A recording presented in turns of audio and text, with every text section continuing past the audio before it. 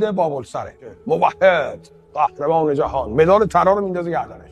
اولین مدال طلا رو میگیره. 1966 در تولیدو مدال طلا میگیره. 1967 در دهلی، اینا عکسش پشت سر من هست، طلا میگیره. 1968 در المپیک مکزیکو سیتی طلا میگیره. 1969 در مار پلاتا طلا میگیره. 1970 در ادمونتون طلا میگیره.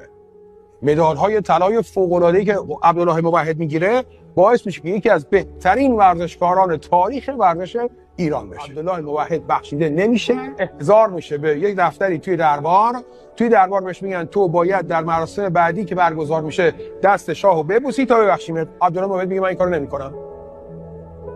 میگه تا حالا این کارو نکردم و نمیکنم.